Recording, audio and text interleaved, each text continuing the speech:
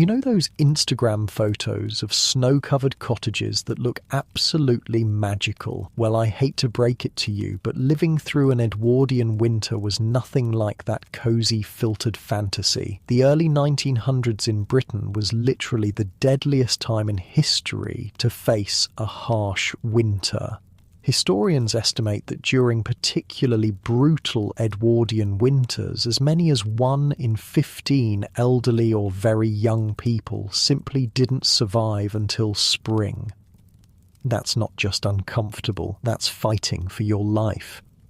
Oh, and if you're enjoying these stories, I'd really appreciate a like or subscribe. Super curious where you're all listening from, so drop a comment with your location and what time it is there. Always blows my mind how people are falling asleep to this all over the world.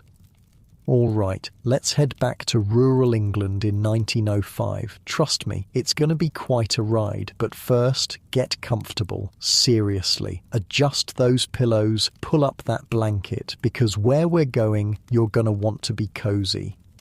So, congratulations. You just woke up in a small Edwardian farm in Devonshire. The first thing you notice is how damn cold it is. Not like, ooh, let me grab a sweater cold. More like, I can see my breath hanging in the air above my bed cold. Your nose feels numb, your fingers are stiff. Unlike your warm bed right now, you've been sleeping on a horsehair mattress that retains about as much heat as a sheet of ice. The only warmth comes from the heavy wool blankets piled on top of you. Not 1, not 2, but often 4 or 5 thick, scratchy layers that weigh you down like a medieval torture device. Now the really fun part begins. You need to get up, but everything in your body is screaming not to leave the relative warmth of your bed. The floorboards, bare wood, mind you, not your plush carpet, might as well be sheets of ice, and there's no thermostat on the wall to crank up before your feet hit the floor. Maybe you're lucky enough to have a ceramic hot water bottle that was filled before bed. Probably not, though. Those were more for the wealthier homes. Instead, you might have a brick that was heated in last night's fire, wrapped in cloth and tucked under the covers. By now, it's stone cold. Looking around, you spot frost patterns on the inside of your window, not outside. Inside, the glass is so cold that the moisture from your breath has frozen into delicate fern patterns overnight, beautiful in a way that makes your bones ache just looking at it. On the wooden chair beside your bed sits the clothing you'll need to put on, and here's where Edwardian winter survival begins in earnest, with layers, so many layers. First comes the woolen undergarments, not the soft, comfortable merino wool base layers we have today. This is rough, scratchy wool that feels like you're wearing a cactus, but it works. The Jaeger company made wool undergarments that were popular year-round. Cooling in summer by wicking away sweat, warming in winter by trapping heat. You pull on woolen drawers, that's underwear to us modern folks, then a woolen undershirt or chemise. Already your skin is red and itchy, but that's better than freezing to death.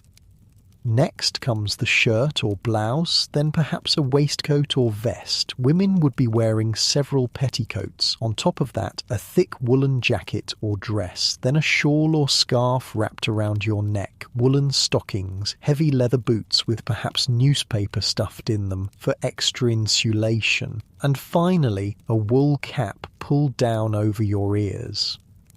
Getting dressed took forever, but once you're bundled up, you're ready to face the day inside your own house. If you're planning to go outside, you'll need even more layers.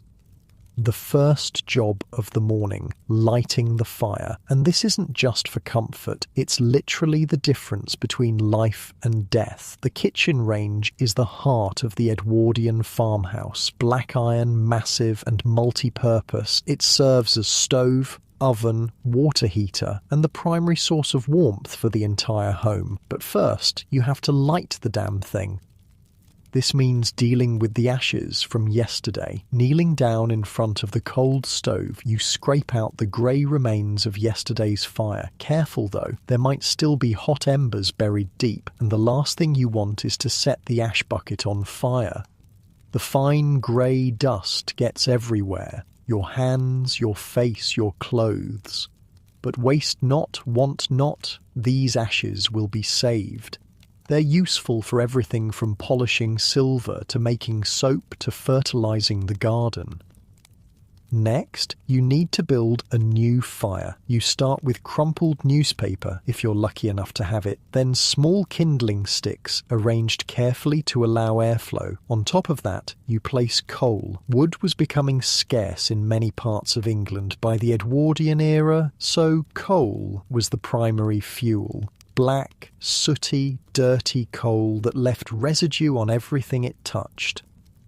With freezing fingers, you strike a match. The paper catches. You wait anxiously, blowing gently when needed, adding more kindling bit by bit. This isn't a quick process. It might take 15 minutes of careful tending before the fire is properly established. But once the coal begins to glow red, you know you've succeeded. The iron range will slowly, gradually begin to heat up. Homes during this period had no insulation as we know it today. Walls were often just brick or stone with plaster directly on top. Windows were single-pane glass that leaked air through poorly fitted frames. Heat disappeared into the frosty morning air almost as quickly as the range could produce it. But there were clever workarounds. Heavy curtains would be drawn across windows and doorways to create smaller, more manageable spaces to heat. Screens might be placed around the seating area near the fire, creating a pocket of relative warmth, and everyone, from the youngest child to the oldest grandparent, knew to stay close to the kitchen when possible. The kitchen is finally warming up now. Time to think about breakfast. This is where you really see how different Edwardian winter survival was from our modern experience. There's no popping to the store for fresh fruit in January. There's no ordering takeout when you're too tired to cook.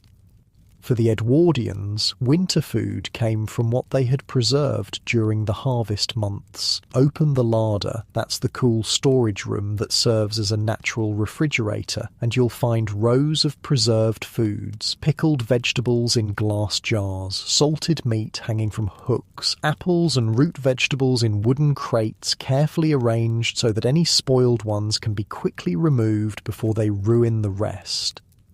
But the real breakfast staple was porridge, oats cooked with water and perhaps a splash of milk if the cows were still producing. Thick, hearty, and above all, hot. A bowl of porridge would warm you from the inside out and provide slow-burning energy for the morning's work.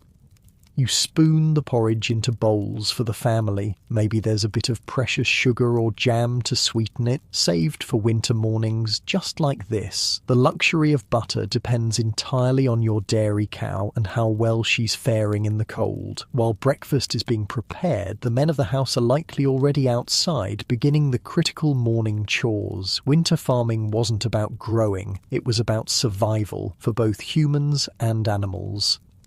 The livestock needs attending first thing. Their survival depends on it. The horses, cows, pigs and chickens all need to be fed, watered and their living spaces cleaned. This is no small task when water freezes overnight and hauling fresh hay means trudging through snow or mud. Picture a farmer making his way to the barn before dawn, lantern held high, breath clouding in the frigid air. Inside, the animals stir at his arrival. Their body heat has made the barn slightly warmer than outside, but it's still cold enough that water troughs have a layer of ice on top. The first job is breaking that ice so the animals can drink. Then fresh hay must be distributed, manure cleared away, and the overall condition of each animal assessed. Is anyone showing signs of illness? Is the pregnant ewe doing well? These observations could mean the difference between prosperity and disaster. Meanwhile, back in the farmhouse kitchen, the day's domestic work is beginning in earnest. The range, now fully heated, becomes the centre of activity. A large kettle of water sits on top, providing hot water for washing dishes, clothes and people, though full baths were much less frequent in winter for obvious reasons. Perhaps bread is being baked, the smell of it filling the small house with promise. Large pots of soup or stew might be started early, simmering all day to be ready for the evening meal. Root vegetables, carrots, turnips, potatoes form the base of many winter meals, supplemented with whatever preserved meat or dried beans are available. By mid-morning, the household is fully awake and engaged in their winter tasks. Children might be tasked with keeping the fire fed, carrying in more coal or wood as needed. Women are likely engaged in endless winter sewing, mending clothes, darning socks, perhaps working on quilts or blankets for added warmth. Outside, if the weather permits, men continue with winter farm maintenance. Fences need checking and repairing, tools require cleaning and sharpening in preparation for spring. The hayrick, carefully constructed months ago, is partially dismantled as hay is brought in for the animals. The hayrick itself was a marvel of engineering, built specifically to keep winter feed dry. It sat on staddle stones, mushroom-shaped pillars that prevented rats and mice from climbing up and contaminating the food. The rick was thatched on top with reed or straw, creating a waterproof roof that would shed rain and snow. Its sides sloped outward, directing water away from the precious feed inside. Around noon, everyone gathers back at the house for the midday meal, often the largest of the day during winter. Working in the cold burns, tremendous energy and hearty food was essential for survival. A typical meal might be a thick vegetable soup with chunks of salt beef or bacon served with bread still warm from the oven. The fat and calories weren't counted. They were celebrated as necessary fuel.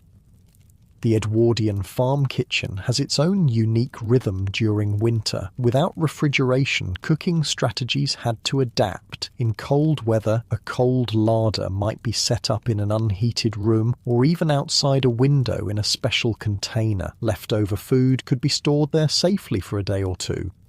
Meanwhile, the warmest corners of the kitchen held crocks of slowly fermenting foods, perhaps cabbage turning into sauerkraut or milk culturing into cheese. These fermentation processes continued even in winter, providing vital nutrients when fresh produce was scarce. After the midday meal, there might be a brief respite, a moment to warm, chilled hands and feet by the fire before returning to the afternoon's tasks. Children of school age would have trudged through the snow to the village school earlier, carrying hot potatoes in their pockets both as hand warmers and as part of their lunch. For those working the farm, the afternoon brings more of the same. Endless maintenance, care and preparation. Every task is made more difficult by the cold. Metal tools stick to bare skin. Fingers become clumsy in thick gloves. Daylight is precious and fading by mid-afternoon. As the winter sun begins its early descent, thoughts turn to bringing the day's outside work to a close. Animals need a final check. Extra hay for especially cold nights, making sure water hasn't refrozen. Tools must be put away, not left to the mercy of overnight frost or snow. The farmer makes one last circuit of the property, checking that everything is secure. Winter storms can arise suddenly, and a gate left unlatched or a roof not properly fixed could spell disaster by morning. The lantern's glow creates a small circle of light in the gathering darkness as he makes his final rounds.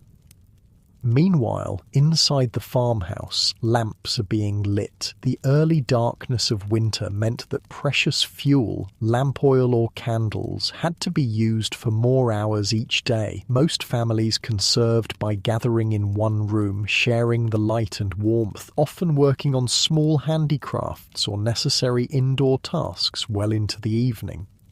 The rhythm of an Edwardian winter day was dictated by light, weather, and necessity. From the first reluctant emergence from warm beds to the final banking of the fire at night, every action was part of a carefully choreographed dance of survival. The brutal winter wasn't just endured, it was actively fought against with knowledge, preparation, and community support. As the afternoon fades into evening, activity in the Edwardian farmhouse shifts. The kitchen range is still the centre of domestic life, but now it's being prepared for the evening meal, perhaps the most important social time during the dark winter months. This is when family would gather, when stories would be shared, when the bonds that helped everyone survive were reinforced and strengthened. Outside, the last of the daylight disappears behind frost-covered hills. Inside, the warm glow of firelight and perhaps a few precious oil lamps creates pools of golden light. Another day of winter survival is coming to a close, one day closer to spring. As the weak winter sun finally climbs above the horizon, the real work of an Edwardian farm day begins in earnest. The initial morning chores are done, fire lit, animals fed, breakfast eaten, but that was just the prelude to the main symphony of winter labour that filled the daylight hours. Farming didn't stop when the growing season ended. In many ways, winter work was more demanding, more critical, and definitely more uncomfortable than summer tasks, and it was absolutely unrelenting. On this particular Devonshire farm, the cows need milking next. Unlike modern dairy operations with their heated barns and mechanical milking machines, Edwardian milking was done by hand, twice daily, no matter the weather. Picture a small stone outbuilding, perhaps warmed slightly by the bodies of a half-dozen cows. The milkmaid or dairyman sits on a low stool, head pressed against the flank of the cow, hands working rhythmically as breath creates clouds of vapour in the frigid air. The milk froths into wooden or metal pails, still warm from the cow. This warmth is fleeting, though. In severe cold, milk could begin to freeze before it even reached the farmhouse. And let me tell you, the hands of the person milking might as well be blocks of ice by the time they finish the last cow. There's a reason the Edwardians had a saying, cold hands, warm heart. When your fingers were perpetually frozen, you had to believe there was some benefit.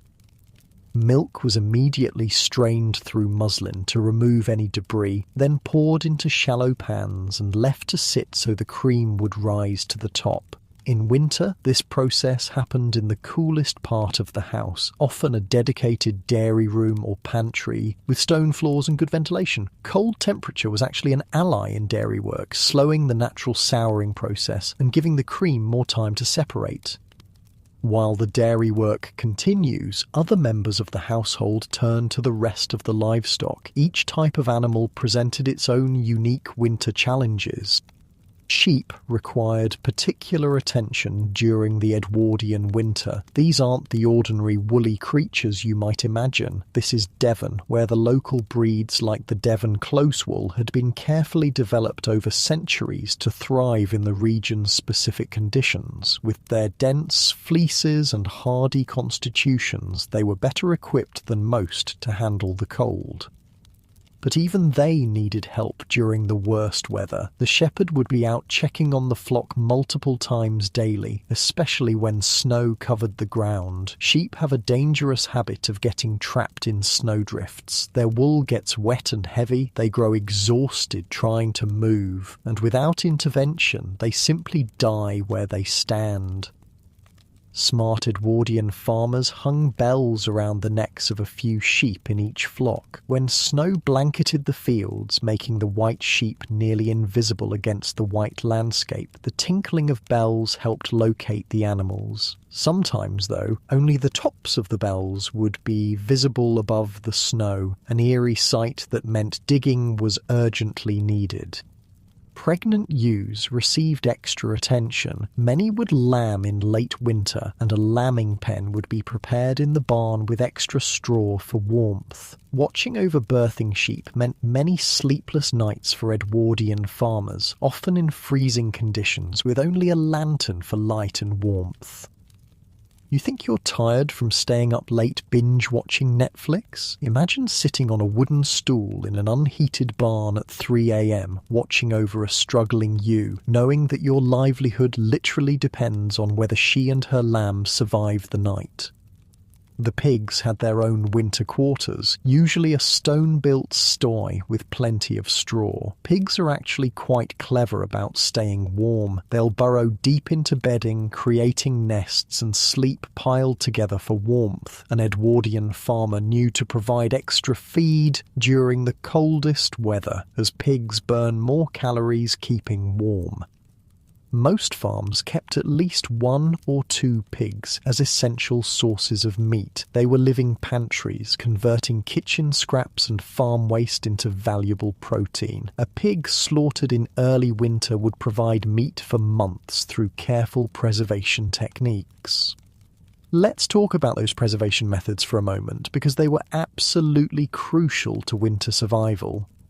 Without refrigeration, Edwardians relied on ancient techniques to keep meat from spoiling. Salting was the primary method. Immediately after slaughter, the meat would be butchered and packed in layers of salt in wooden barrels or stone crocks. The salt drew moisture out of the meat, creating an environment hostile to bacteria. Pork treated this way became what we know as salt pork or bacon, depending on the cut and curing method. Smoking was another preservation technique often used in combination with salting. The farm might have a small smokehouse, essentially a shed with a smoky fire kept smouldering below hanging pieces of meat. The smoke particles would settle on the meat, adding flavour while also acting as a preservative and deterrent to insects. For particularly cold winter days, the smokehouse offered an unexpected benefit. It was one of the warmest spots on the farm. The fire had to be tended regularly, and this task might be assigned to an older child or grandparent who could benefit from the relative warmth while being useful. While some workers focus on the animals, others turn to maintaining the farm's infrastructure. Winter was the time for repairs, fixing tools, mending harnesses, patching buildings. All the jobs that couldn't be done during the busy growing season were tackled now. The wagon shed becomes a workshop. Wheels need greasing, wooden parts checked for rot, metal fittings for rust. Edwardian tools were built to last, but they required constant maintenance. A neglected plough could mean disaster when spring planting time arrived. Inside these makeshift workshops, you'd find men working with wood, leather, and metal. They weren't specialists. Edwardian farmers had to be jacks of all trades. The same hands that guided a plough or milked a cow might be carving a replacement handle for a broken tool or carefully stitching a torn horse harness. And they did it all without electric lights or power tools. Work was done by daylight when possible, supplemented by lanterns or candles when necessary. Hand drills, planes, chisels and saws were used with remarkable skill passed down through generations. Winter was also the time for hedge laying, a traditional skill that transformed overgrown hedgerows into living fences. Using a billhook, a curved cutting tool with a hooked end, the hedger would partially cut through the stems of hawthorn, blackthorn, and other woody plants, then bend them over at an angle. The stems would heal in this position, creating a dense, stock-proof barrier that was both functional and beautiful. This was dangerous, exhausting work. The billhook was razor-sharp, the wood often frozen and unpredictable, the weather miserable, but properly maintained hedges were essential. They kept livestock contained, marked property boundaries, and provided shelter from wind and snow for both animals and crops. Speaking of crops, there weren't many growing in an Edwardian winter, but the vegetable garden wasn't completely dormant. Kale, Brussels sprouts, and certain root vegetables could survive in the ground through winter to be harvested as needed. These winter vegetables were incredibly precious as sources of fresh nutrition when most other foods were preserved. To protect more delicate winter crops, Edwardian gardeners used various techniques. Cold frames, essentially mini greenhouses made with old windows or glass panels, created microclimates where greens might survive. In severe frost, these would be covered with old sacks, straw mats, or whatever insulation was available. For root vegetables like carrots, parsnips and turnips that remained in the ground, a thick layer of straw mulch prevented the soil from freezing solid. When a family needed vegetables for dinner, someone would brave the elements, pull back the mulch and dig what was needed. Indoor food preparation continues throughout the day. The warm kitchen is the domain of the women and girls of the household, though gender roles were somewhat more fluid on small family farms where everyone pitched in where needed. A large pot of soup or stew simmers on the range, using the preserved foods from the pantry and root cellar. The smell fills the house. Onions, carrots, turnips, and perhaps a small piece of salt pork for flavour. Herbs dried from summer, thyme, sage, bay leaves add depth to what might otherwise be a monotonous winter diet. Bread baking is another crucial task. The dough rises slowly in the winter kitchen, perhaps nestled near the range for extra warmth. Kneading by hand takes strength and skill, especially when the flour is the coarse, home-ground variety many rural families used. The reward is hot, crusty bread that provides substantial calories for hard-working bodies.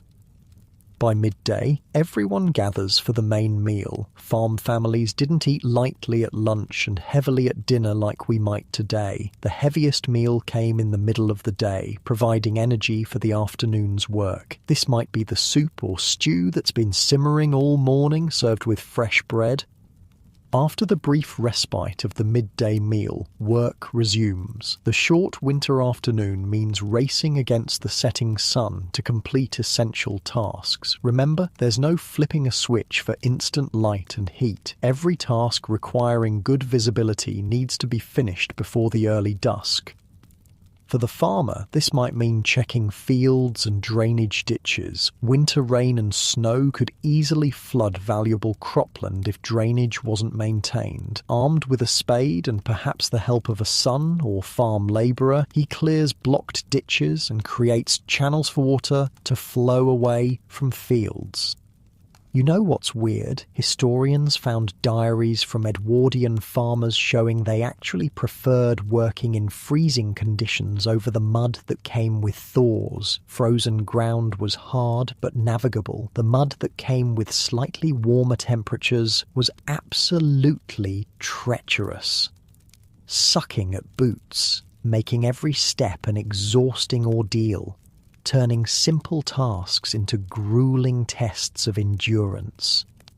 While the men battle the elements outside, the farmhouse remains a hive of activity. Winter was the time for textile work, spinning wool into yarn, weaving, knitting and sewing. These weren't just hobbies, they were essential skills that provided the family with clothing, blankets and other necessities. In the Edwardian farmhouse, you might find a mother teaching her daughter to knit thick wool socks, an absolute essential when leather boots were the only footwear available. The clicking of knitting needles provides a rhythmic counterpoint to the howling wind outside.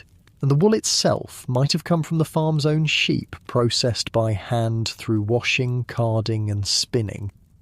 Even mending takes on critical importance in winter. A torn jacket or hole in a sock isn't just inconvenient, it could mean the difference between comfort and frostbite. So darning, patching and reinforcing are done with careful attention. Nothing is thrown away. Clothing is passed down, repurposed and patched until practically nothing of the original garment remains. As afternoon progresses, attention turns to preparing for evening and night. More firewood or coal must be brought in and stacked near the range. Oil lamps need filling, wicks, trimming. Candles, often made on the farm from tallow, animal fat, are readied. The transition from daylight to artificial light was significant. Activities requiring good vision, fine sewing, reading, detailed work were generally done during daylight hours. Evening tasks were chosen for their simplicity, things that could be done by touch and feel or in dim lamplight. With sunset approaching, it's time for the evening livestock check. Animals need fresh water, breaking ice again if necessary, more feed, and a thorough inspection for any signs of trouble. Cows need their second milking of the day. Chickens are counted and secured in their coop to protect them from foxes and other predators. Winter evenings came early and stretched long. By 4 or 5 p.m. in December and January, full darkness had fallen, but bedtime might not come until 9 or 10. These evening hours were filled with indoor tasks, illuminated by the warm glow of firelight, oil lamps and candles. The limited light created pools of illumination surrounded by deep shadow. Family members would gather close to the light sources, their faces half lit, giving the scene an almost theatrical quality. The range fire might be damped down slightly to conserve fuel while still providing heat, casting flickering light across the kitchen. For children, this was often the time for lessons. The Edwardian period saw significant increases in rural literacy, with most farm children attending local schools. In the evening, they might practice reading aloud by lamplight or work on sums using slate and chalk. Adults used these hours for light handwork. Women might knit or mend by feel as much as by sight, their fingers knowing the motions so well they barely needed to look. Men might work on small wood-carving projects, whittle tool handles, or repair small items. Conversation flowed more freely in these evening hours than during the busy daylight. Family news was shared, plans made for the coming days, stories told and retold. In an age before radio or television, people entertained themselves and each other. Weather was always a central topic of conversation. Predicting tomorrow's conditions wasn't just casual small talk, it was crucial intelligence that would determine what work could be done, what precautions needed to be taken. Edwardian farmers were keen observers of natural signs, cloud patterns, animal behaviours, the feel of the air that might indicate changing weather. Red sky at night, shepherd's delight. Red sky in morning, shepherd's warning. This old rhyme about sunset and sunrise colours predicting weather actually has meteorological validity, and Edwardian farmers lived by such traditional knowledge. They supplemented these observations with barometers, glass instruments that measured air pressure and helped predict storms. A family barometer would be checked religiously, its readings discussed and interpreted based on generations of experience.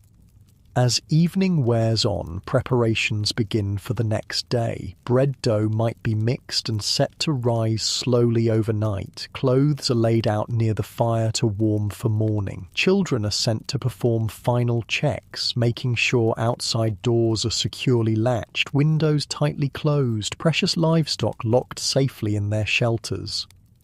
The evening milking has produced more fresh milk. Some is set aside for breakfast. Some might be processed immediately, perhaps churned into butter in a small hand-cranked churn. In winter, butter making was actually easier than in summer, as the cool temperatures helped the fat separate and solidify properly. Fresh butter, pale yellow in winter when cows ate hay rather than green grass, would be shaped into blocks using wooden moulds carved with decorative patterns. These might be stored in a cool pantry or even outdoors in a protected spot if the weather was cold enough. Water for morning is brought in and placed near the range. This saved precious time during the rushed dawn hours and prevented having to break ice from the pump or well first thing. An Edwardian family thought constantly about such efficiencies, each small task positioned within a larger system of survival. By now, exhaustion is setting in. The physical labour of an Edwardian winter day, hauling water, chopping wood, tending animals, making repairs, cooking, cleaning, demanded tremendous energy. Modern studies suggest that a typical farm worker in this era burned 4,000 to 5,000 calories daily. That's equivalent to running a marathon every single day.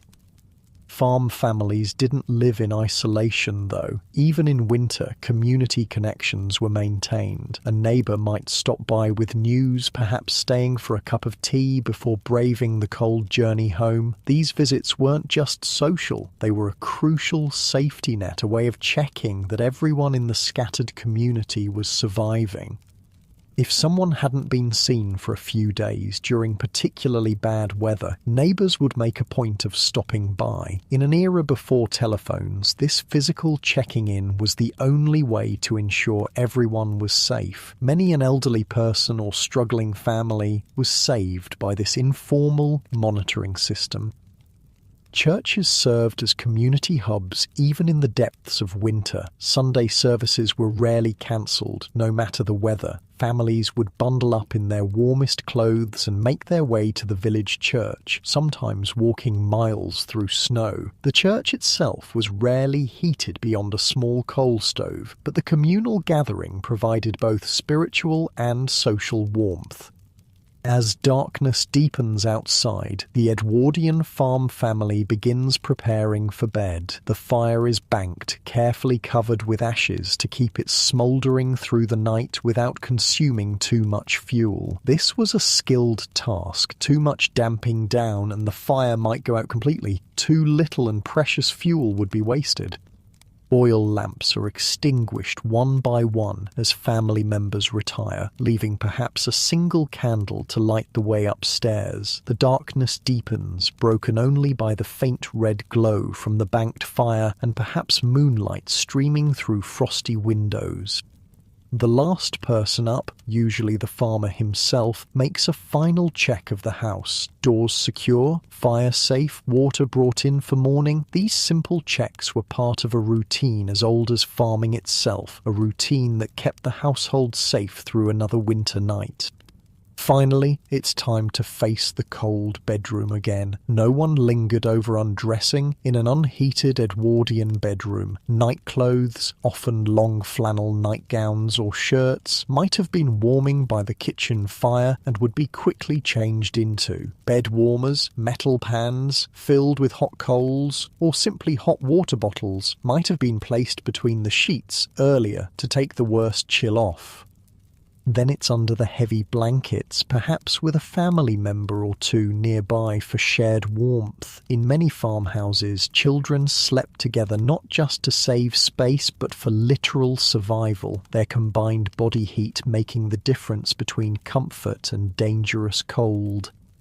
The house creaks and settles in the frigid night air. Outside, perhaps snow is falling, transforming the landscape into something both beautiful and treacherous. Inside, wrapped in layers of wool and exhaustion, the Edwardian farm family sleeps, gathering strength for tomorrow's identical battle against winter, cold, and hunger. Their sleep wasn't the uninterrupted 8 hours we consider ideal today. Most would wake in the night when the temperature dropped furthest, usually around 3 a.m. They might add more covers, huddle closer together, or simply endure until dawn brought the promise of the fire being rebuilt and life beginning again. While the outdoor work of an Edwardian farm demanded tremendous physical endurance, the indoor world of the farmhouse had its own rhythms, challenges, and ingenuity. As afternoon settles in and workers return from the fields and barns, the farmhouse becomes the centre of winter life. Let's step inside a typical Devonshire farmhouse of the period. Not the grand country estates of the wealthy, but the practical working farmhouses where most rural Edwardians actually lived. These weren't the quaint, picture-perfect cottages of modern imagination. They were sturdy, practical buildings designed for function over beauty.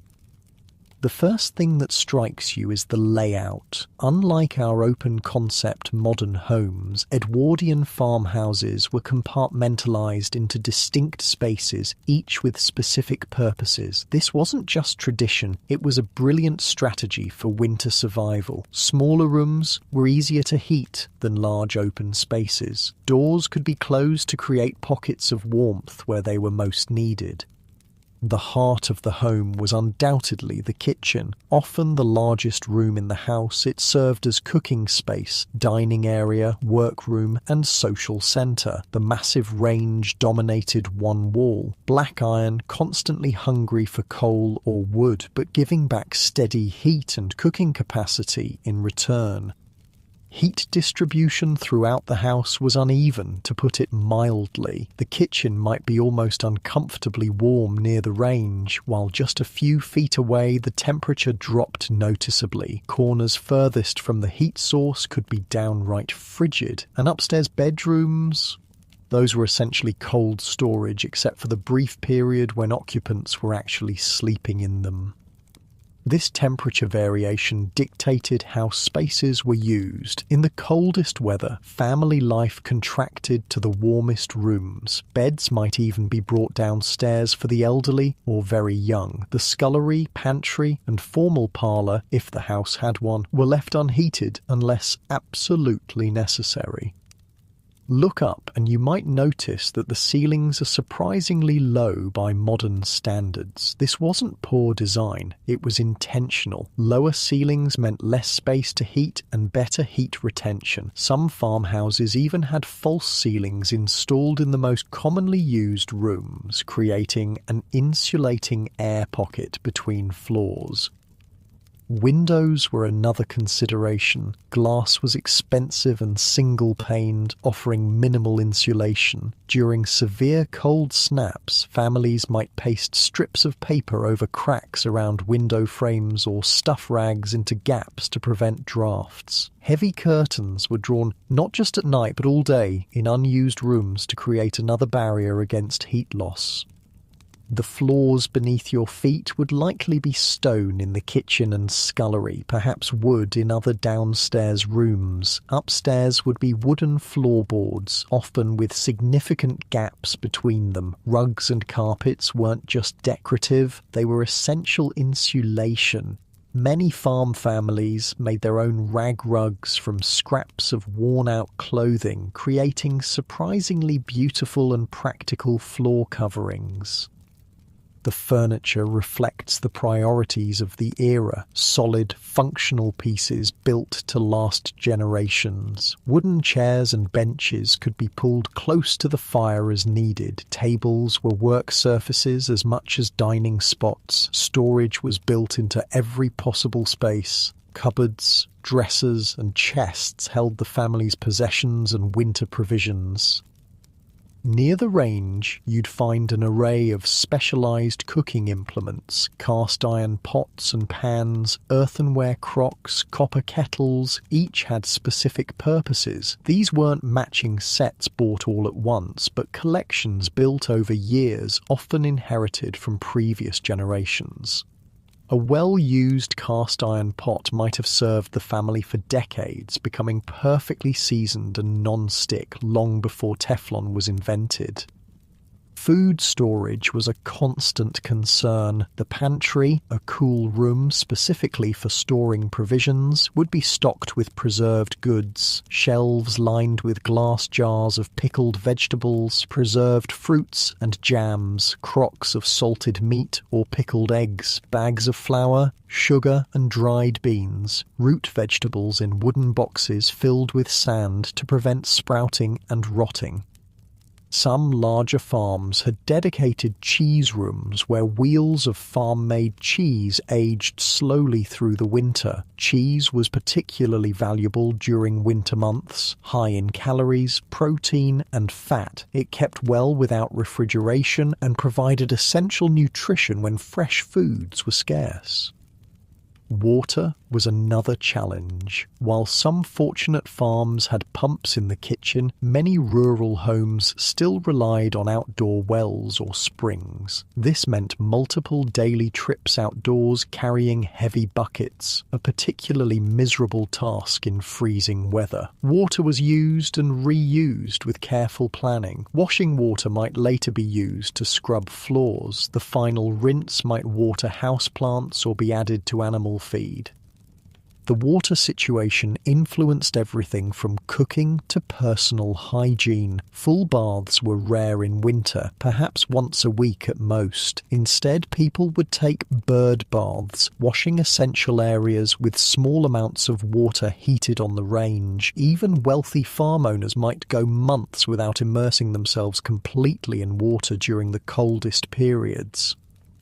Laundry, too, had to adapt to winter conditions. Washing clothes was incredibly labour-intensive without modern machines. Water had to be hauled and heated in large copper tubs. Clothes were scrubbed by hand on washboards, wrung out, rinsed, wrung again, and then somehow dried in the damp winter air. In summer, laundry would be hung outdoors, but winter forced different solutions. Some items might be draped over racks near the kitchen range. Others might be hung in attic spaces where they would freeze dry, literally freezing solid and then gradually drying as moisture sublimated directly from ice to vapour. This method actually worked surprisingly well for certain items, though it could take days. For a farming family, the Edwardian class system still penetrated daily life, though perhaps less rigidly than in urban settings. A prosperous farm might employ several workers, farm labourers for the fields, perhaps a dairymaid, and possibly a girl to help with household tasks. These weren't servants in the formal sense of grand country houses, but workers who were nevertheless lower on the social ladder than the farm owner and his family. Winter changed these dynamics somewhat. With less field work to be done, labourers might be laid off until spring, especially on smaller farms. Only the most essential workers were kept on, those needed for livestock care and critical maintenance. This created a precarious situation for agricultural workers, who might struggle to support their families through winter months with little or no income. For those workers who did stay employed through winter, living arrangements varied. Some lived in the farmhouse itself, perhaps in attic rooms or lean-to additions. Others might occupy cottages on the farm property. A few would walk or cycle from nearby villages regardless of weather. The family that owned the farm, typically a farmer, his wife, their children, and perhaps elderly parents, occupied the main spaces of the house. The generational knowledge passed down through these families was a key element of winter survival. Grandmother might not be able to haul water anymore, but she knew exactly how to preserve meat or predict weather from aching joints and cloud patterns. Children had their own roles in the winter household. From a surprisingly young age, as little as 5 or 6, they would be assigned chores appropriate to their abilities. A young child might be responsible for keeping the kindling box filled or feeding chickens. Older children took on more complex tasks like churning butter, helping with cooking, or assisting with livestock. Childhood in Edwardian rural England wasn't the protected, play-centred experience we imagine today. Children were expected to contribute to the family's survival from the moment they were capable. Education happened around these responsibilities, attending the village school when possible, but often missing days when farm work demanded all hands. Winter evenings were when most formal learning happened. By lamplight, parents would help children practice reading, writing, and arithmetic. Books were precious possessions, carefully preserved and read repeatedly. A family Bible might be the only book in simpler homes, serving for both religious instruction and reading practice. The Edwardian period saw increasing literacy rates even in rural areas, with the Education Act of 1902 establishing more consistent schooling. Still, farm children's education was often interrupted and practically focused. They learned what they needed to survive and continue the family business, with additional skills considered luxuries. Speaking of luxuries, let's talk about winter foods. The Edwardian farmhouse kitchen produced meals that were hearty, practical, and designed to sustain workers through cold days of physical labour. While the wealthy might enjoy exotic imported foods even in winter, rural diets were largely determined by what could be produced and preserved locally. Breakfast might be porridge made from locally grown oats, perhaps served with milk from the farm's cows and sweetened with a bit of precious sugar or honey. Homemade bread with butter or dripping congealed fat saved from cooking meat provided additional calories. The midday meal, served when workers came in from morning tasks, was typically the largest of the day. A thick soup or stew would be the centerpiece, perhaps containing root vegetables, dried beans, and small amounts of preserved meat for flavor. The enormous cast-iron pot would have been simmering on the range all morning, developing deep flavors from simple ingredients.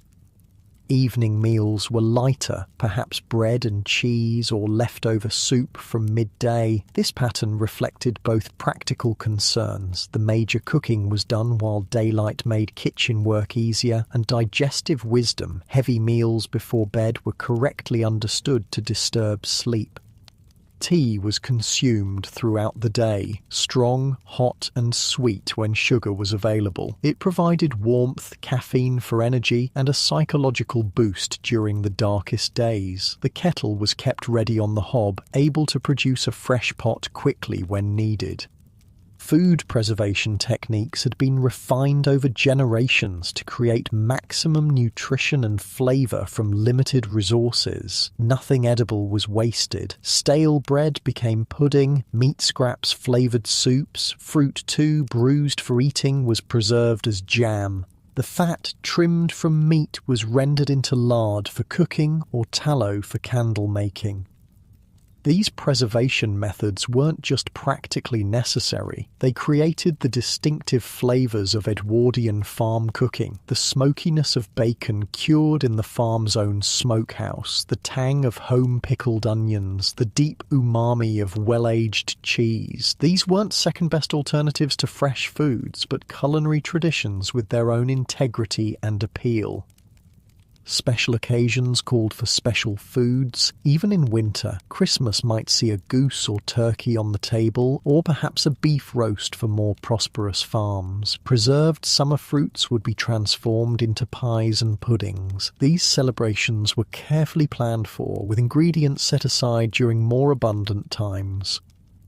The women of the household were typically responsible for food preparation, though men might be involved in specific tasks like butchering or brewing. This division wasn't absolute on working farms where practicality often trumped convention, but the kitchen was largely considered the woman's domain. Health concerns were always present during winter months. Without modern medicine, even minor illnesses could become serious. The damp cold of a Devonshire winter brought respiratory infections, chilblains from poor circulation, and various aches and pains. The farmhouse medicine cabinet would contain a mix of commercial remedies and traditional preparations. Bottles of patented medicines shared space with herbs grown and dried from the garden, camphorated oil for chest congestion, witch hazel for bruises, peppermint for digestive troubles. These remedies had varying efficacy, but they represented the best options available. Serious illness presented difficult decisions. Doctors were expensive and often far away. A farm family might be reluctant to call for medical help except in dire emergencies. Instead, they relied on community knowledge, with experienced local women often serving as de facto healthcare providers for everything from childbirth to setting broken bones. Winter was particularly dangerous for the elderly and very young. Hypothermia, pneumonia, and influenza claimed many lives each year. Edwardian farm families were intimately familiar with mortality in a way modern people rarely are. Death was not hidden away in hospitals, but experienced directly in the home. This reality influenced winter habits. The elderly were given the warmest sleeping spots. Children were kept active to maintain circulation. Everyone watched everyone else for signs of illness. This vigilance was crucial in an era before antibiotics and modern medical interventions. Despite these hardships, or perhaps because of them, Edwardian farm homes fostered remarkable resilience and ingenuity. Every problem had multiple potential solutions, often involving creative repurposing of available materials. Cold feet? Newspapers could be crumpled and stuffed into boots for insulation. A flat iron heated on the range, wrapped in flannel, and placed at the foot of the bed would provide hours of warmth. Hot bricks served the same purpose. Some families even heated bags of dried peas or beans, which retained heat surprisingly well. Darkness came early in winter, and lighting was both expensive and dangerous. Candles and oil lamps were used sparingly, and activities were planned around available light. Work requiring good vision was done near windows during daylight hours. Evening tasks could be performed by touch or in dim light. Knitting, for example, could be done largely by feel once the basic pattern was established. The rhythm of winter days was largely dictated by light and temperature. Rising at dawn, the family would immediately revive the banked fire from overnight. As the house slowly warmed, breakfast would be prepared and eaten. Morning chores, both indoors and out, would be completed while daylight allowed. Midday saw the main meal and perhaps a brief rest, especially for older family members. Afternoon work continued until dusk, which came distressingly early in December and January. Evening activities were chosen for their practicality under artificial light. Mending, food preparation for the next day, perhaps some reading aloud or music if the family was so inclined. Bedtime came earlier in winter than summer, though not as early as we might expect. 9 or 10 o'clock was typical, with everyone retiring to cold bedrooms, warmed only by whatever heat sources could be safely left through the night. Hot water bottles, heated stones wrapped in cloth, or perhaps the luxury of a bedroom fireplace in more prosperous homes. Sleep itself was different in the Edwardian era. Rather than the solid 8 hours we consider ideal today, many people practiced segmented sleep, sleeping for several hours, waking for an hour or so in the middle of the night, then returning to sleep until dawn. This wakeful period might be used for quiet contemplation, intimacy between couples, or small tasks that could be done in darkness or by firelight. This sleep pattern aligned with the extreme length of winter nights in northern latitudes. In Devon in December, darkness might last 16 hours or more. No society, no matter how dedicated to productivity, could sleep that entire time. Instead, Edwardians adapted with these periods of nighttime wakefulness that were considered completely normal.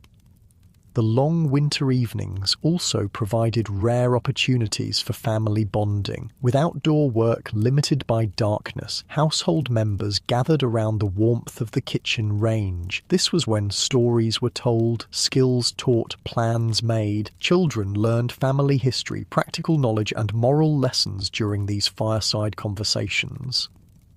Music was another common evening pastime. Even modest farm homes might have a piano, harmonium, or simpler instruments like harmonicas or penny whistles. Family singing was widespread, with traditional songs passed down through generations. These weren't professional performances, but participatory events where everyone contributed. Reading aloud was popular in literate households. The Edwardian period saw increasing availability of books and periodicals, though these remained relatively expensive. A single newspaper or magazine might be read by the entire family, discussed at length, and then repurposed for everything from fire starting to pattern making to personal hygiene. Games provided entertainment without requiring significant light or space. Card games, dominoes, and simple board games occupied winter evenings. Chess and checkers were popular among those who had learned the rules. Children played with homemade toys, dolls stuffed with straw, wooden animals carved by fathers or grandfathers, balls made from rags wound tightly and stitched. Winter was also when repairs and improvements to clothing and household items took place. Mending was constant, socks darned, shirts patched, blankets repaired. But beyond mere maintenance, winter evenings allowed for creation. Women might knit new garments, embroider pillowcases, or piece together quilts from fabric scraps. Men might carve tools' handles, repair harnesses, or fashion small wooden items. These weren't just practical activities, but expressions of creativity and identity. A hand-embroidered tablecloth or intricately carved butter mould represented both utility and artistry. Farm families took pride in these creations, which often became treasured possessions passed down through generations. The social world contracted during winter, but it didn't disappear entirely. Neighbours remained important, especially in emergencies. If a farmer fell ill, neighbours would step in to care for his livestock. If a roof collapsed under heavy snow, the community would gather to repair it. This mutual aid wasn't just kindness, but a recognition of shared vulnerability. Next time, it might be your farm needing help. Churches remained central to rural communities, with services continuing regardless of weather. Families would bundle up and walk miles through snow to attend Sunday worship. Beyond religious significance, church provided critical social connections during isolated winter months. News was shared, marriages planned, business conducted on the church steps after services. Other community gatherings adapted to winter conditions. Markets moved indoors where possible. Travelling peddlers still made their rounds, bringing news along with goods for sale. Occasional dances or socials might be held in the village hall, providing rare opportunities for young people to meet potential spouses from beyond their immediate circle. Mail became especially important during winter isolation. Letters from distant family members were read repeatedly and shared with the household. Catalogues from city shops were pored over, with occasional precious orders placed for items unavailable locally. Parcels that arrived might contain not just purchased goods, but gifts or shared resources from family elsewhere. Winter brought its own beauty alongside hardship. Frost patterns on windows resembled intricate lace. Snow transformed familiar landscapes into something magical. The quality of light, especially reflected off snow, created brief moments of extraordinary beauty. Farm families, attuned to natural cycles and changes, noticed and appreciated these aspects even while battling the practical challenges winter presented. As afternoon fades toward evening, the farmhouse prepares for another night. Lamps are filled with precious oil, their glass chimneys cleaned for maximum light. The fire is built up to last through dinner preparations. Outside, the last livestock checks are made before darkness makes such tasks difficult and dangerous. The short winter days created a particular kind of closeness in Edwardian farm families. Gathered in the limited warm spaces, working together for survival, they developed interdependence that's difficult for modern people to imagine. Winter wasn't just endured, but actively managed through collective effort and accumulated wisdom. As the sun drops toward the horizon, the farm day shifts toward evening routines. The transition from daylight to lamplight, from outdoor to indoor focus, marks another small victory in the long campaign against winter's challenges. One more day navigated successfully, one day closer to spring's distant promise. As evening settles over the Edwardian farm, the rhythm of life shifts again. The last light fades from the sky, transforming windows into black mirrors that reflect the golden glow of lamps and firelight inside. Now comes what many consider the most peaceful time of the winter day. When work slows, when families gather, when the bitter cold outside makes the modest warmth within feel all the more precious. The transition from day to evening follows a gentle, predictable pattern. First, the outdoor workers return, stamping snow from boots, unwrapping scarves stiff with frost, hands red and aching from hours in the cold. The heavy outdoor clothing is hung carefully near the kitchen range to dry for tomorrow. Boots are placed upside down on pegs or racks designed specifically for this purpose, allowing the insides to dry completely overnight. This moment, the return to the relative warmth and shelter of the farmhouse, carries both physical and emotional significance. The dangers of winter darkness are temporarily held at bay. The family is complete again, everyone accounted for and safe. There's a collective exhalation, a subtle relaxation of vigilance that's been maintained all day. Evening meals in Edwardian farm homes were typically simple affairs, especially compared to the hearty midday dinner. The kitchen range has been maintained throughout the afternoon, so the house is now at its warmest, a perfect time for gathering around the table. A typical winter evening meal might consist of bread and cheese, perhaps with pickled vegetables or the remains of midday soup reheated. Maybe there's cold meat from Sunday's roast, carefully portioned to last through several days. Tea is brewed fresh, strong, sweet, and warming. The dining table in a working farmhouse was rarely the formal setup we might imagine from period dramas. Instead, it was a practical, sturdy piece of furniture that served many purposes throughout the day: work surface, desk, ironing board, and finally, dining table. Meals were served family style, with dishes placed in the centre for everyone to help themselves. Tableware reflected the practical nature of farm life. Heavy ceramic plates and bowls designed to retain heat, steel cutlery with wooden or bone handles, mugs and cups of varying sizes and origins, perhaps some handed down through generations, others acquired from markets or as gifts. Unlike wealthy households with matching sets, farm tableware told a story of accumulation over time. Edwardian farm families didn't stand on ceremony for everyday meals, but they did observe certain social customs. The father typically sat at the head of the table, serving meat if there was any. Grace might be said before eating, regardless of how simple the meal. Children were expected to wait until adults were served before beginning, and to remain at the table until everyone had finished. Conversation during the evening meal had its own character, less hurried than breakfast, less focused on work than the midday dinner. This was when family news might be shared, when children might speak of their school day, when plans for tomorrow could be discussed in a relaxed manner. The quality of light, softer, warmer from lamps and candles rather than daylight, seemed to encourage this more reflective communication.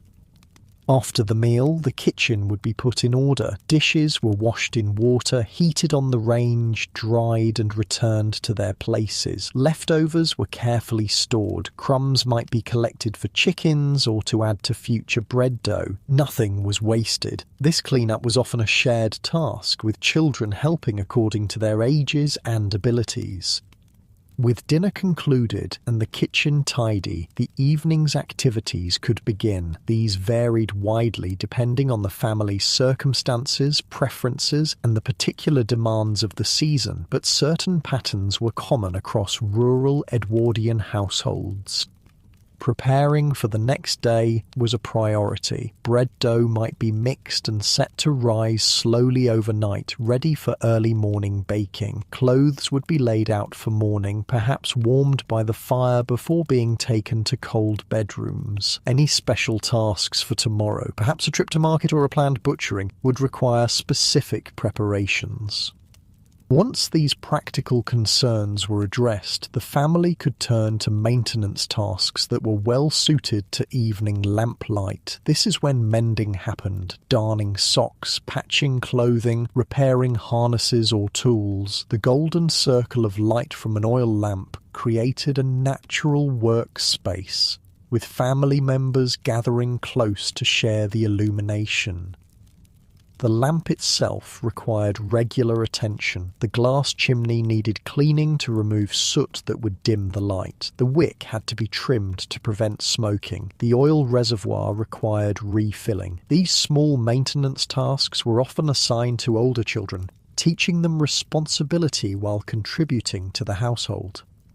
Fire management remained constant through the evening. The range needed regular feeding with coal or wood to maintain heat. In homes fortunate enough to have additional fireplaces in other rooms, these might be lit for evening gatherings, creating islands of warmth in the otherwise cool house. As the evening progressed, work might give way to education and entertainment. This was the time when children's lessons were reviewed, when letters might be written, when books, if the household possessed them, would be read aloud. Literacy rates were rising during the Edwardian period, but reading material remained precious. A single book might be read repeatedly over many winters, its stories becoming part of family tradition. For families without books, oral storytelling filled the gap. Parents and grandparents shared tales from their own childhoods, local legends or stories passed down through generations. These weren't just entertainment, but vehicles for transmitting values, knowledge and cultural identity. Many combined practical information with engaging narratives, teaching weather prediction through tales of dramatic storms or animal husbandry through stories of exceptional farm animals from the past. Music provided another form of evening entertainment. The piano was becoming more common in prosperous farm homes, while simpler instruments, fiddles, accordions, tin whistles, were widespread across economic levels. Group singing required no equipment at all, just the accumulated repertoire of folk songs, hymns, and popular tunes that everyone knew.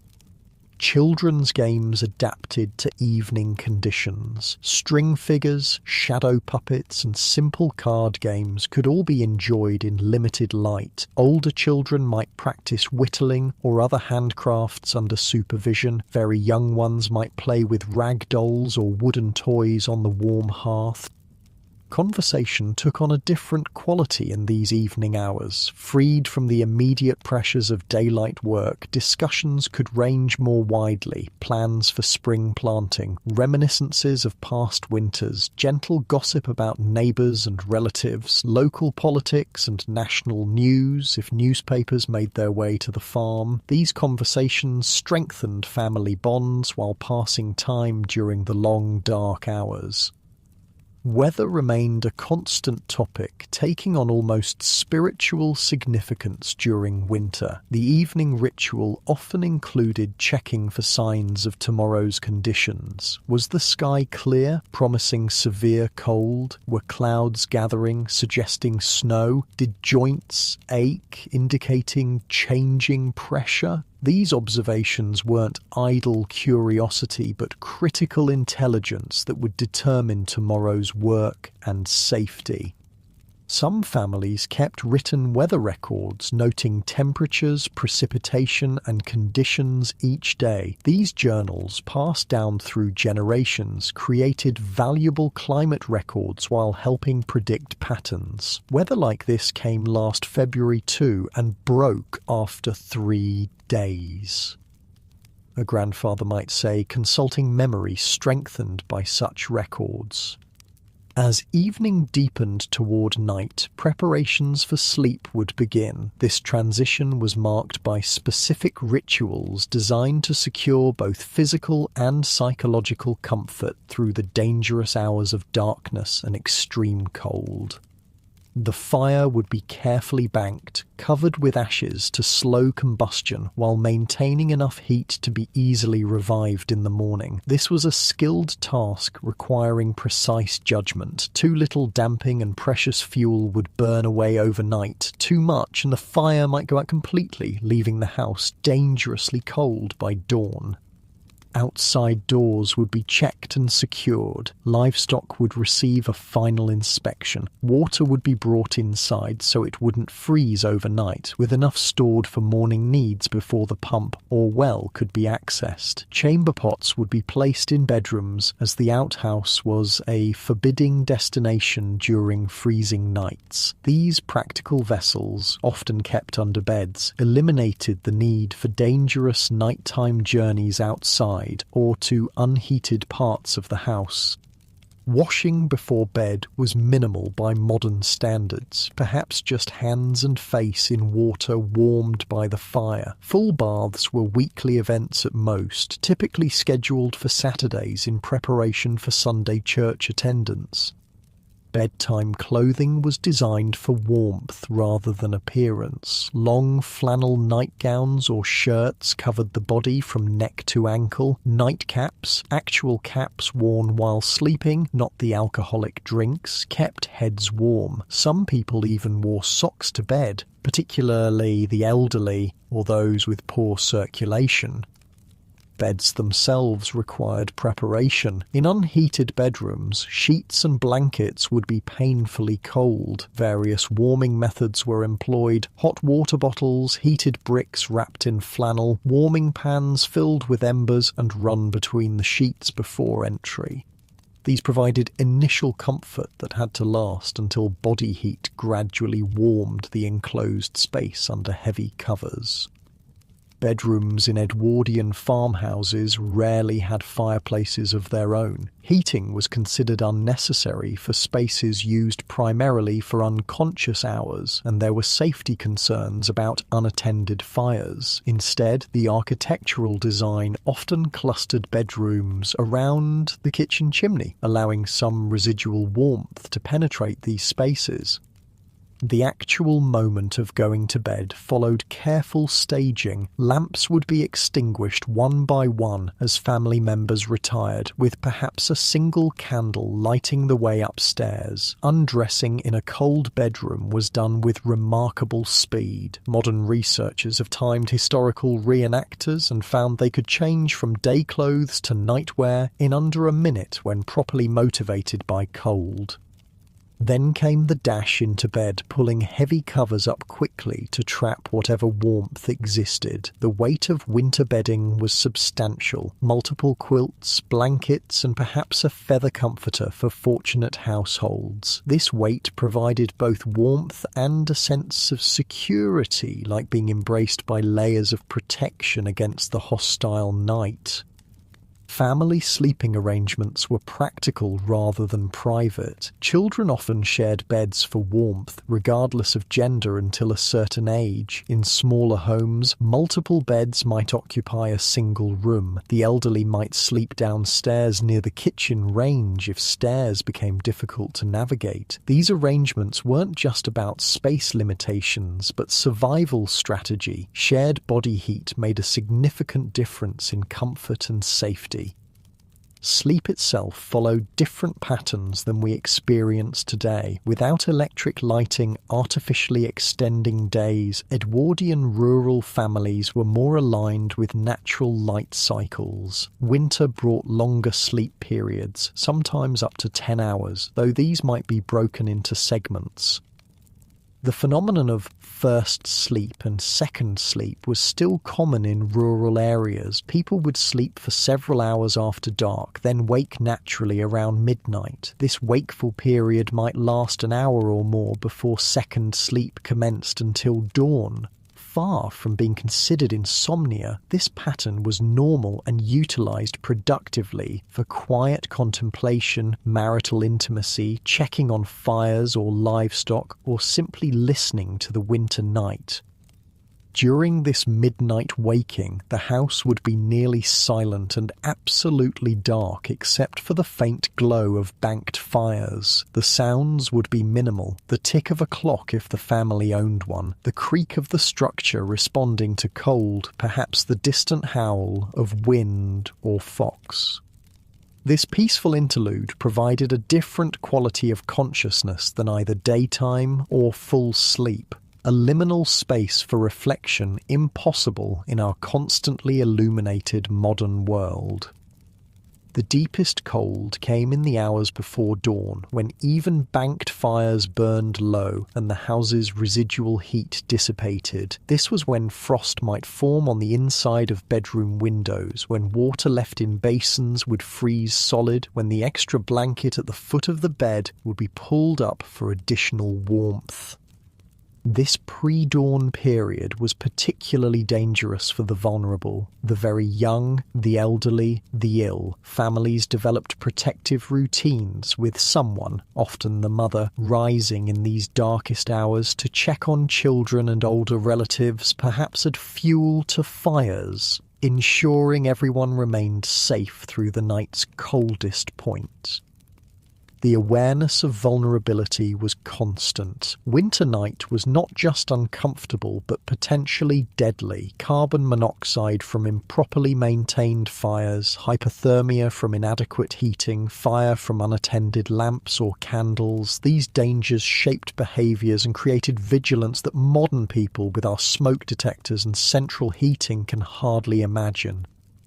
Yet within this challenging environment, Edwardian farm families found profound comfort. The contrast between hostile outdoor conditions and the relative warmth of the home created appreciation for simple pleasures. The shared experience of winter survival strengthened bonds between family members and neighbours. The predictable rhythms of evening rituals provided psychological security in uncertain times. As the night deepens, the farmhouse settles into near-complete stillness. Outside, perhaps moonlight reflects off snow, creating an ethereal landscape of silver and shadow. Inside, the family sleeps under layers of wool and cotton, their breath visible in cold bedrooms, their bodies instinctively curled for warmth. Dreams might be influenced by physical sensations, the weight of blankets becoming dream mountains to climb, the cold tip of a nose inspiring visions of Arctic exploration. The subconscious processes the day's events while the body conserves energy for tomorrow's work. Somewhere in the house, a clock might tick steadily, marking the progression through darkness toward dawn. Each completed day of winter was a small victory, one more successfully navigated milestone on the journey toward spring. The family sleeps, gathering strength for tomorrow's identical battle against cold, darkness, and scarcity. In farmhouses across Devonshire, across all of rural England, this scene repeats with variations determined by wealth, family size, and individual circumstance, but the fundamental experience of winter night transcended these differences, creating a shared cultural understanding that shaped the Edwardian rural character, resilient, practical, and intimately connected to natural cycles. Outside, perhaps snow continues to fall, transforming the landscape into something both beautiful and treacherous. The farmhouse stands as a small island of human presence in the vast winter night, its sleeping inhabitants temporarily surrendered to darkness, but prepared to re-emerge with dawn, continuing the ancient patterns of rural winter survival. In the deepest heart of an Edwardian winter, when darkness seems eternal and cold penetrates to the bone, the real test of survival begins. January and February brought what rural Devonshire families called the hungry months, when preserved food stores began to dwindle, when fuel supplies ran low, when the promise of spring seemed impossibly distant. These were the days when the thermometer might not rise above freezing for weeks, when snow could pile in drifts taller than a man, when the very air seemed to crystallize with each breath. This was when survival depended not just on physical preparation, but on mental fortitude, community bonds, and the accumulated wisdom of generations. Let's step into this challenging world and see how Edwardian farm families endured the darkest days of winter. Dawn arrives late during these deep winter months, sometimes not until after 8 a.m. in northern parts of England. The family rises in darkness, their movements slow and deliberate in the frigid morning air. The first person up, often the mother or father, has the hardest task, leaving the relative warmth of bed to rekindle the banked fire. Kneeling before the range, working by touch as much as by sight, they carefully uncover the embers preserved overnight beneath their blanket of ash. With nearly frozen fingers, they add small pieces of kindling, gently blowing to encourage the faint glow into flame. This daily resurrection of fire connects them to ancestors stretching back to prehistoric times. The fundamental human act of creating warmth from darkness. As the fire catches and grows, the kitchen gradually becomes the one tolerable space in the otherwise freezing house. Family members emerge from bedrooms wrapped in blankets, gathering close to the range. The day begins with this huddling, this shared experience of discomfort, slowly transforming into bearable warmth. Breakfast is simple but essential. Hot porridge made with the farm's stored oats, perhaps with a small amount of precious sugar or preserved fruit for flavour. The steaming bowls warm hands before they warm bellies. Tea is brewed strong, providing caffeine to jumpstart cold-slowed bodies and minds. Outside, the farm lies transformed under winter's heaviest mantle. Perhaps fog hangs in the river valleys, or frost coats every surface with delicate crystals, or snow blankets the landscape in pristine white. This beauty carries danger. Each breathtaking winter scene represents another challenge to survival.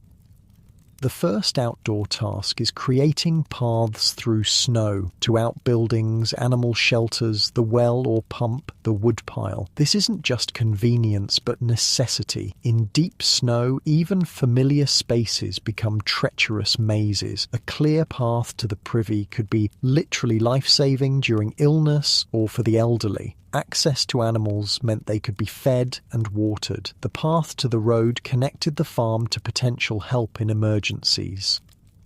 Snow shoveling was exhausting work, particularly in the drifts that formed on the windward sides of buildings or against hedgerows. Long-handled wooden shovels were used, their edges sometimes reinforced with metal strips. The technique was to lift smaller amounts rather than trying to move too much at once, a steady rhythm that conserved energy while making gradual progress.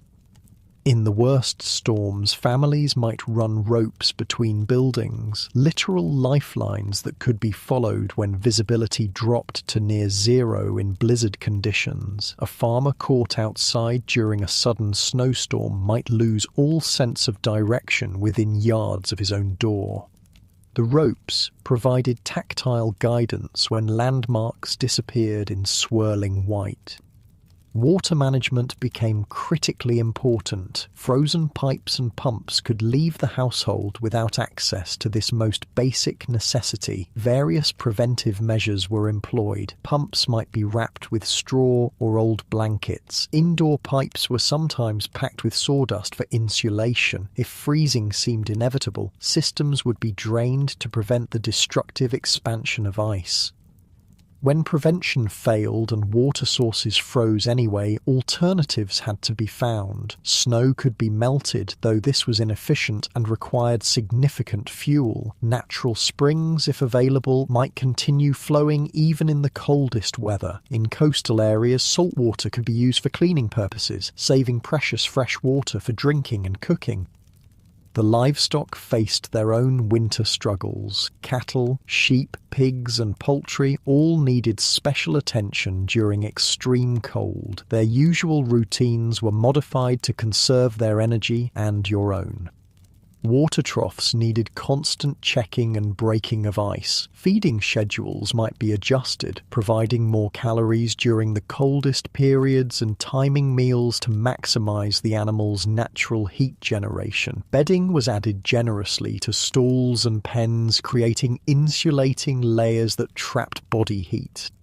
Special attention was paid to vulnerable animals, the pregnant, the very young, the elderly. A sheep about to lamb might be brought into a warmer space to protect the newborn from freezing. A cow close to calving received extra feed and the cleanest, most sheltered spot in the barn.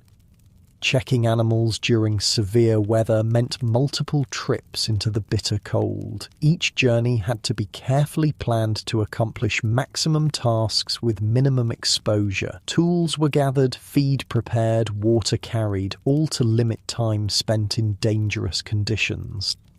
Even with these precautions, winter brought inevitable losses. A chicken found frozen on its roost, a newborn lamb that couldn't be revived, a weakened elder cow that simply lay down one morning and wouldn't rise again. Edwardian farmers faced these deaths with stoicism, born of necessity. They mourned briefly, salvaged what they could, and focused on protecting the remaining animals. Inside the farmhouse, the battle against cold continued on multiple fronts. The physical structure itself creaked and shifted with freezing and thawing. Gaps appeared in doors and window frames as wood contracted in the dry, cold air. These were stuffed with rags or paper to prevent drafts. The limited number of heated rooms became even more restrictive during extreme cold. Family activities concentrated in the kitchen, with excursions to other parts of the house kept brief and purposeful. Chamber pots eliminated nighttime trips to the privy. Wash basins were filled in the evening so morning ablutions wouldn't require fetching water in the pre-dawn dark.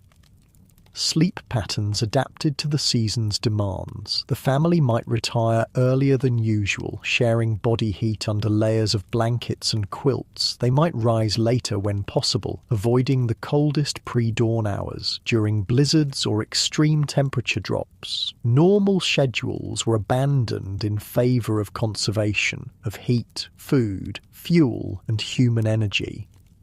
Clothing choices became increasingly strategic. Multiple thin layers trapped air better than single thick ones. Wool remained the miracle fabric, warming even when damp, breathing to prevent overheating during exertion, naturally antibacterial for extended wear without washing. Hats, scarves, and gloves were never optional but essential equipment. Food strategies shifted during these deepest winter weeks. Meals became simpler but more frequent, providing steady energy rather than large spikes and drops. Hot liquids, tea, soups, broths appeared throughout the day, warming from the inside out. Foods with high fat content provided concentrated calories and a sense of satisfaction that helped combat winter depression. The psychological aspects of deep winter survival were as important as the physical ones. Edwardian farm families understood what modern science has confirmed, that mental outlook significantly impacts physical resilience. Various strategies helped maintain spirits during these challenging months.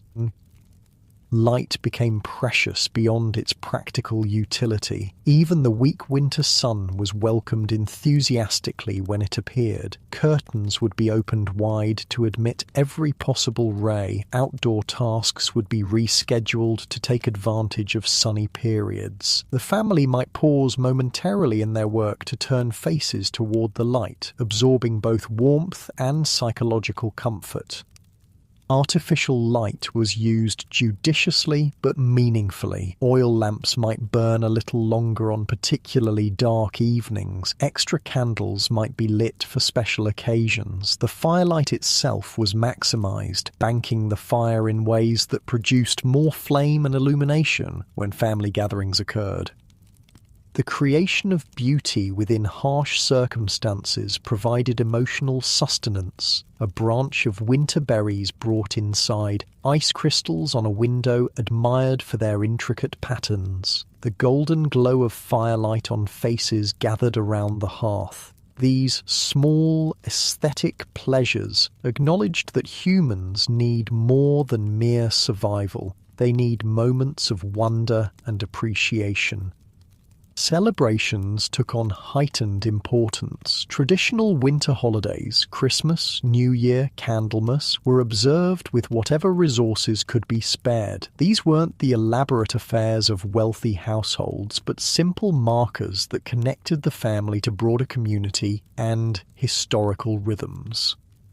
A special meal might be prepared using ingredients saved specifically for the occasion. Small gifts, often handmade during long evenings, would be exchanged. Songs or stories particular to the season would be shared. These celebrations provided psychological landmarks in the otherwise monotonous winter landscape.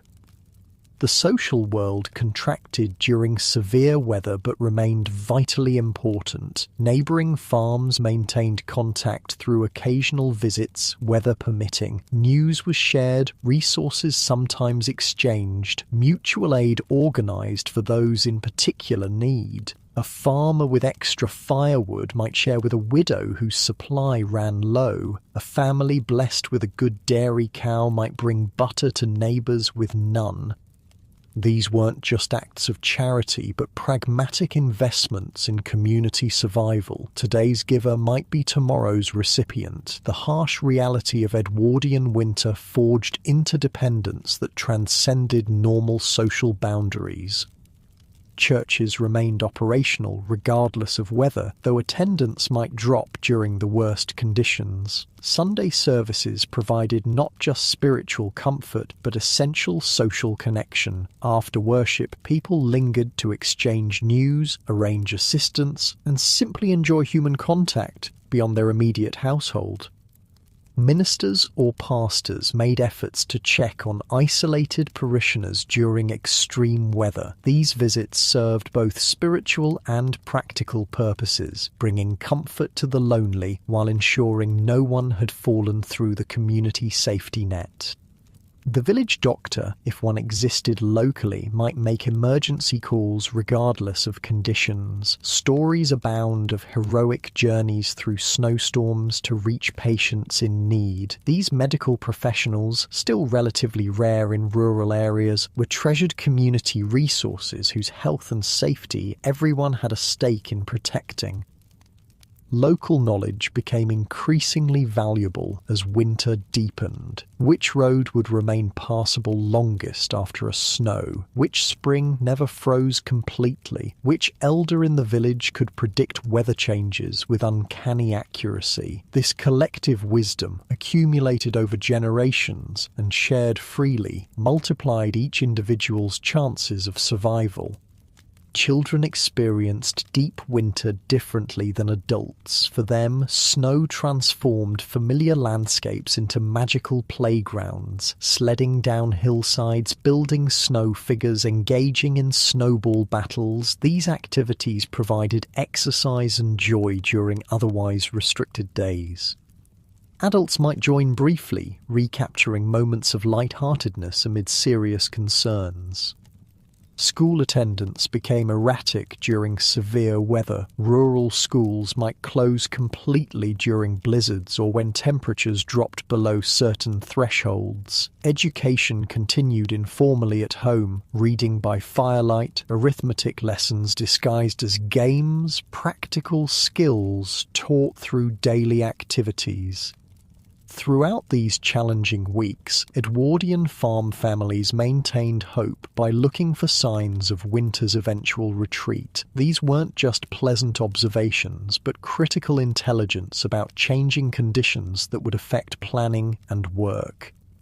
The gradual lengthening of days was noted and celebrated. A cock's stride was the traditional measure. Each day after winter solstice brought sunlight extended by roughly the length of a rooster's step. By early February, the difference became noticeable without measurement, precious additional minutes of evening light for outdoor tasks. Bird behavior provided reliable indicators. The first appearance of robins or the changing songs of resident species signaled shifts too subtle for human senses to detect directly. Experienced farmers paid attention to these avian messengers, adjusting plans and expectations accordingly. Plant life, even in apparent dormancy, responded to changing light and temperature. Snowdrops might push through frozen ground in protected spots. Willow stems took on a yellowish hue as sap began rising imperceptibly. Buds on certain trees swelled slightly, promising rather than delivering spring's renewal. The quality of light itself transformed gradually. The low, harsh winter sun gave way to something softer, warmer, with a different quality of illumination. This change is difficult to measure, but was intuitively recognized by people whose survival depended on close observation of natural cycles. Weather patterns began subtle shifts. Perhaps the snow that fell was wetter, heavier. Perhaps the ice that formed was less substantial, quicker to melt. The wind might carry occasional hints of less frigid air. These changes came inconsistently, with frequent retreats back into winter's grip, but their periodic appearance provided psychological sustenance. Farm animals sensed the coming transition. Sheep became restless as lambing season approached. Chickens might increase egg production slightly. Cattle showed more energy on milder days. These behavioral changes were noted carefully, interpreted through generations of accumulated observation. The human body itself responded to the seasonal shift. Appetite patterns changed subtly. Energy levels fluctuated with the strengthening sun. Sleep requirements might decrease marginally. The Edwardian farmer, attuned to his own physical responses as much as external conditions, recognized these internal harbingers of spring. With these first tentative signs came practical preparations for the seasonal transition. Seeds stored carefully through winter were checked for viability. Farm implements were given final repairs before the busy growing season. Breeding schedules for livestock were reviewed and adjusted. Planning turned increasingly towards spring activities. Fields would need preparation once thaws came permanently. Gardens would require attention. Lambing, calving, and other spring livestock events would demand round-the-clock monitoring. The relative quiet of deep winter would soon give way to the controlled frenzy of growth and renewal.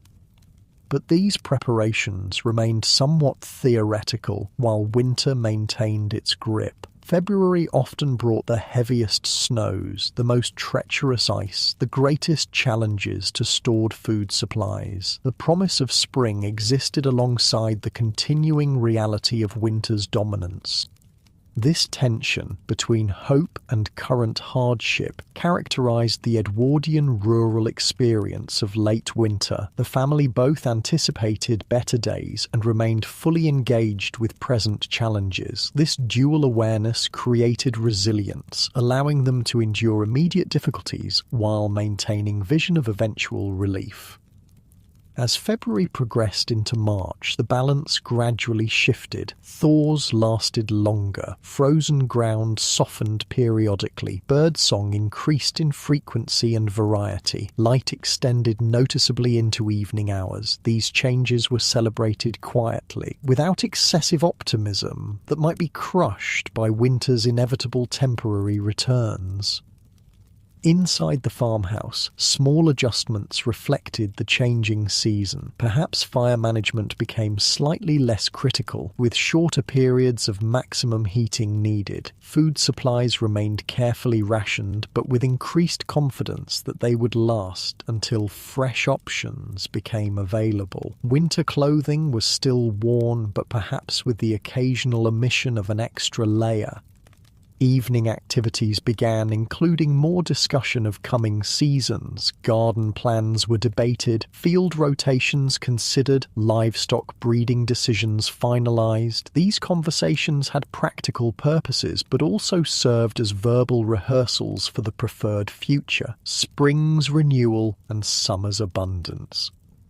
The psychological burden of winter began to lift incrementally. The oppressive sense of endurance gave way to anticipation. The family's mood lightened with the lengthening days, not abandoning caution, but tempering it with measured optimism.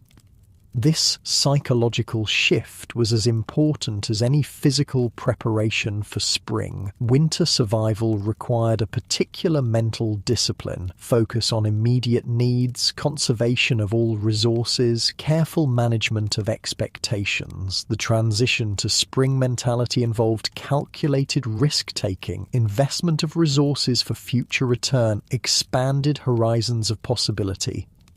Through all these subtle changes, the fundamental rhythms of farm life continued. Morning chores, midday meals, evening gatherings. The Edwardian farm family maintained the structures that had carried them through winter's darkest days, gradually modifying rather than abandoning proven routines.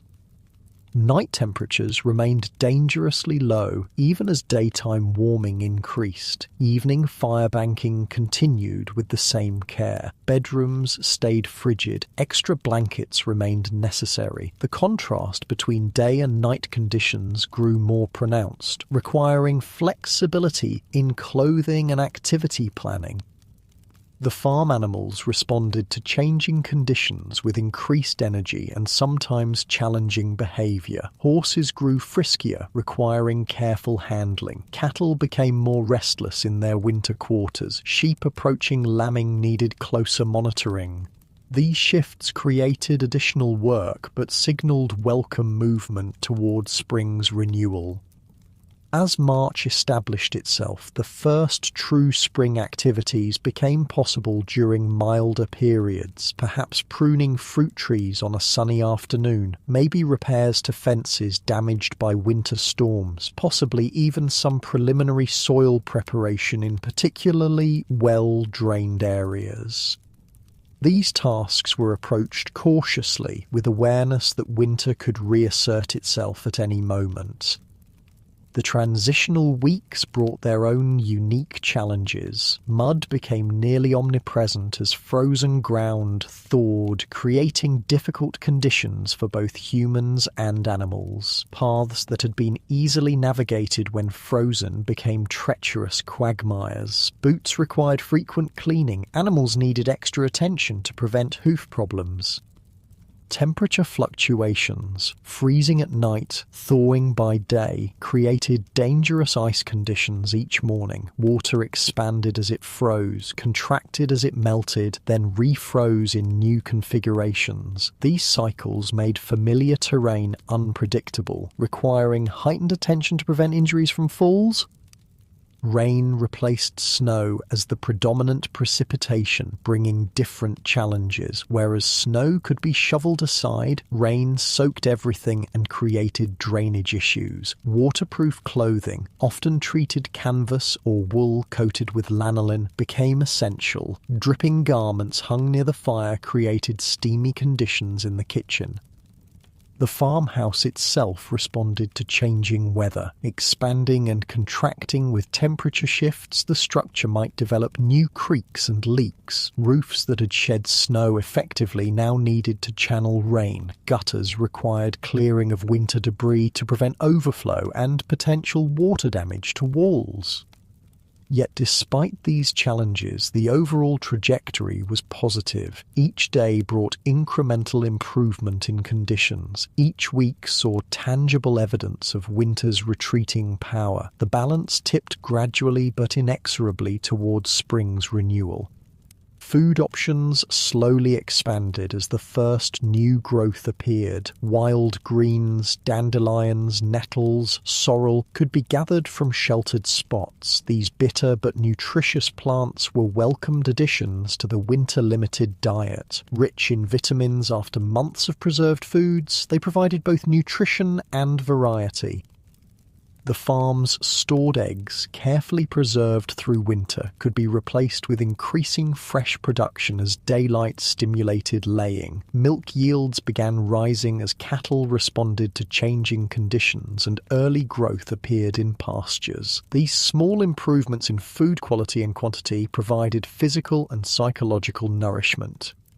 Community activities increased with improving weather. Neighbours visited more frequently, planning for shared spring work, perhaps exchanging labour for ploughing or lambing, created anticipation of increased social connection. Churches might hold special services marking the seasonal transition, providing spiritual recognition of nature's renewal. Markets resumed more regular operations as travel became easier. The range of available goods expanded somewhat. News circulated more freely. These connections to the wider world reduced the isolation that characterized deep winter, reminding the farm family that they were part of broader human networks.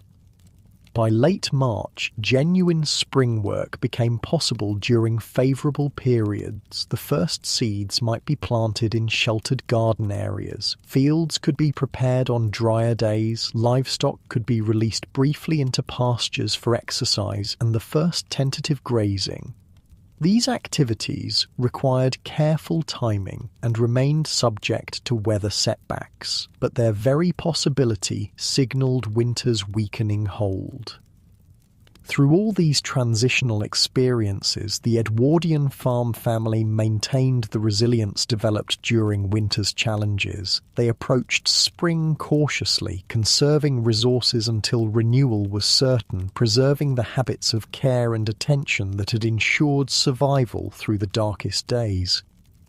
Their experience of seasonal transition differed profoundly from our modern relationship with winter. Without instant heating, grocery stores, weather forecasting apps, or emergency services, they navigated changing conditions through direct observation, accumulated wisdom, and community support. They felt the turning of the year in their bodies, their work, their daily calculations of resource use. Looking back across more than a century, we might see their lives as unimaginably difficult, their winter endurance as almost superhuman, yet they themselves would likely have seen nothing extraordinary in their seasonal adaptations. This was simply life as they knew it, challenging certainly, but navigable through knowledge, preparation, and community. Perhaps there's something valuable for us in remembering their experience. In our climate-controlled modern lives, we've gained tremendous comfort and safety, but possibly lost something of our ancestors' intimate connection to natural cycles. Their necessary attentiveness to subtle environmental changes, their careful stewardship of limited resources, their interdependence with community and landscape, these might offer wisdom for our own uncertain future. As we lie warm in our beds, perhaps we can appreciate both the distance we've travelled from the Edwardian winter experience and the threads that still connect us to those resilient farmers, the desire for warmth and light in darkness, the satisfaction of shared meals in cold seasons, the hope that rises with lengthening days, the fundamental human capacity to endure difficulty while maintaining vision of better times. The Edwardian farm family, gradually emerging from winter's grip into spring's promise, reminds us of both human vulnerability and remarkable adaptability. Their winter survival required physical preparation, certainly, but equally important were the less tangible resources. knowledge passed through generations, community bonds that transcended individual limitations, the psychological resilience to maintain hope during the darkest days. As the cycle of seasons turned for them, winter yielding reluctantly to spring, dormancy giving way to growth, conservation transforming into creation, they participated in rhythms as old as agriculture itself. Their particular historical moment shaped the details of their experience, but the fundamental patterns connected them to ancestors and descendants alike. And now, as you feel the weight of your own blankets, the comfort of your pillow, the peaceful transition towards sleep, perhaps you carry a small appreciation for those long-ago farmers who navigated winter's challenges with such remarkable skill and endurance. And with that thought, close your eyes and drift off to sleep.